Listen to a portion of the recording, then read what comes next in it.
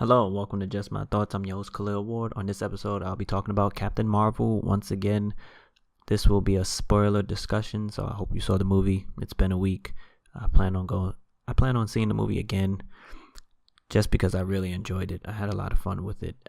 But let's jump into I'm not going to go through the whole movie, but I'm just going to talk about things that I found interesting. Let's start with the scrolls.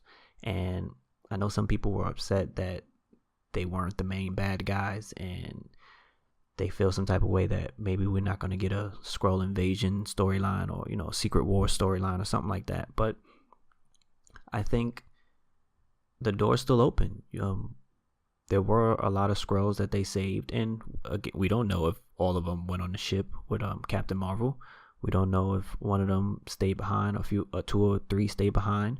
We just saw two in the house, with Carol and Nick Fury, and we don't know where the other people went. We don't know if they stayed put. Also, it gives us room for Talos to return. He was a great character, a lot of humor.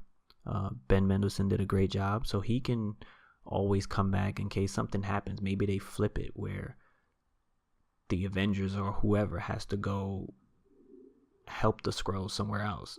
It's just Marvel has a way of switching things up, changing things up, and I think they did a good job of changing everything up, because I know a lot of people went in expecting the Skrulls to just be bad guys and, which Avengers are Skrulls, but we don't know who else is there, because again, it's in the 90s, so the switch up was really, really well done, honestly, and just seeing that it was a family involved, not just that he wanted something. He just wanted to really protect his family. It was a good change of pace for a story, Marvel story at that. Moving on, Nick Fury. I love Nick Fury in this movie. I love Samuel L. Jackson in this movie. Young Fury he has like a better attitude. He smiles a little bit more. He cracks a little bit more jokes. It's good seeing the development of that character, and he's the biggest liar in the MCU. Again, this is in the 90s. He's actually been to space, seen a bunch of aliens, people from other planets, different worlds, Captain Marvel. He's seen all of this. And in the Avengers, when Stark and Banner are talking to Cap, and they're asking, like, why did Shield take so long to bring in the smart guys to deal with the Tesseract and the energy and all that, and they making energy weapons, and Stark says he's the spy. His lies have lies, and it hits you, when you watch this movie. And then, like, later on in Avengers, Fury says something like, "We didn't know people like you were out there," pointing to Thor, and obviously he did, way back in the 90s, and he, I guess, dealing with that event, he just kept everything close to the vest, and he didn't want to reveal a lot of things to people. And the whole Goose scratching out his eye thing, well, in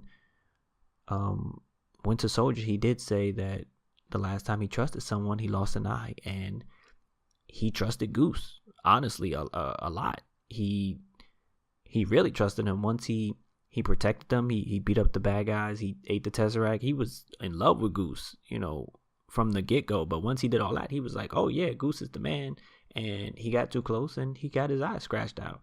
But I don't know if it's something deeper than that, because when he got scratched, Talos was like, oh, no. He said something like that. And I don't know. He knew it was a flirting from the beginning. So do they have any special qualities, or, if they scratch you or something like that? Because that didn't seem like a regular reaction. Everybody else just looked. But Talos seemed like he knew more of what was going on, when Fury got scratched. And of course it got worse, as everything went on. But I don't know, it just seemed like more than a scratch. Like something else was going on with that. And talking about Captain Marvel and her journey and her backstory, and people were knocking her, I don't know, saying she was stale, and she didn't really portray, Brie Larson didn't portray Captain Marvel the right way, and people were disappointed. And I don't understand, like, what were they expecting? And I see a lot of comparisons to Wonder Woman, and I don't really like the comparison too much. And they're saying Wonder Woman had, more discovery and more wonder and more wow moments. But Wonder Woman she grew up around one set of people, like just only women. Men were bad. Men weren't there, so when she left and she went to London, it was like a rude awakening. Like she didn't even know how to interact with other people. It was just, I'm this woman, I'm a warrior, I'm strong, I need to kill Ares. And Captain Marvel, she grew up around people, and even thinking she's a Kree, there were other people. It was like a civilization. It was different things going on. That's why when she came to Earth, yes, it was a different planet, but she figured things worked the same. She talked to the security guard, like, are you security for this sector? And, communication, stuff like that. And with the scroll messing with her mind and bringing memories back, that's how she remembered how to do certain things, I believe.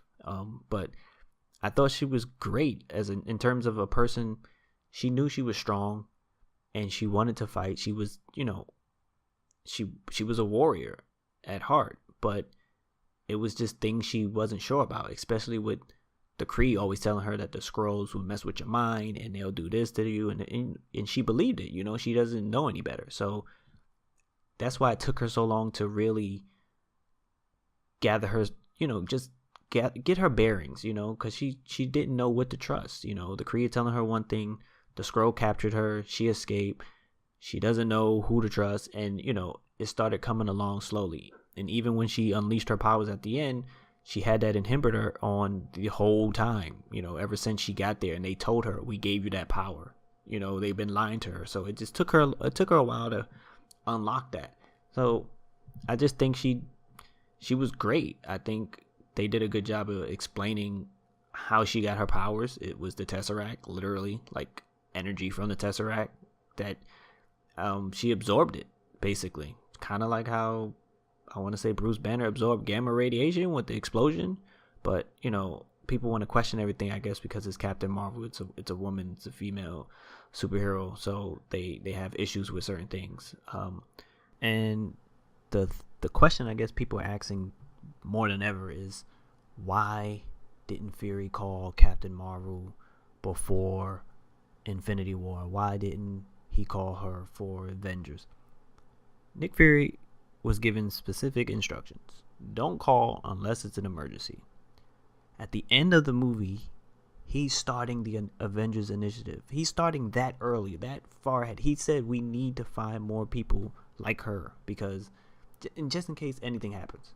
So in Avengers, everything wasn't done with. It was like they still had a chance, Now, let's say the nuke goes off and kills all the Avengers and the invasion happens, then he would have probably called Captain Marvel, like, hey, we need some help. Same thing in Age of Ultron. If Ultron wins and destroys a lot of people and kills people weren't dead. The Avengers were still there.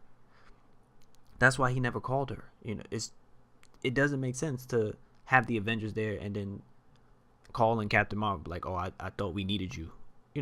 So with the population dying off, he was, at the end of Infinity War, he's in the car and they can see that the fight is happening in Wakanda, but people are dying all over the place. They don't know everything, but they know something serious is happening and people are fading away right in front of them. So that is the emergency that, hey, we need to call in the most powerful person that I know, who was there.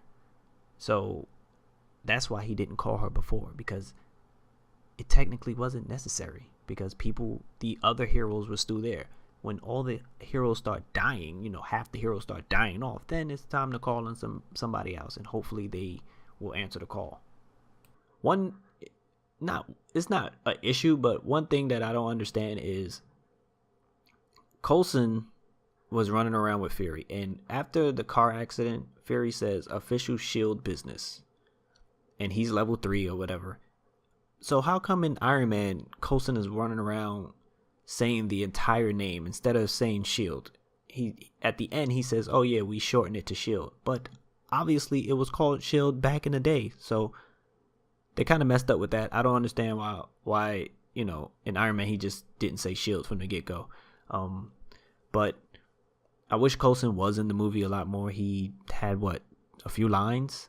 I was hoping like after he let them escape, maybe Fury calls him in, saying he needs help with something, or he just put him on screen a little bit more. It was some hype that Coulson was going to be in the movie, but he didn't need to be there.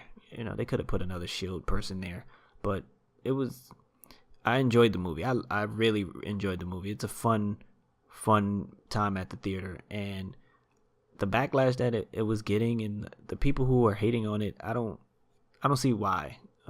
But Captain Marvel, what are some of the things you saw in the movie that you want to discuss? This is spoilers, so leave a comment. Thank you for listening. Deuces.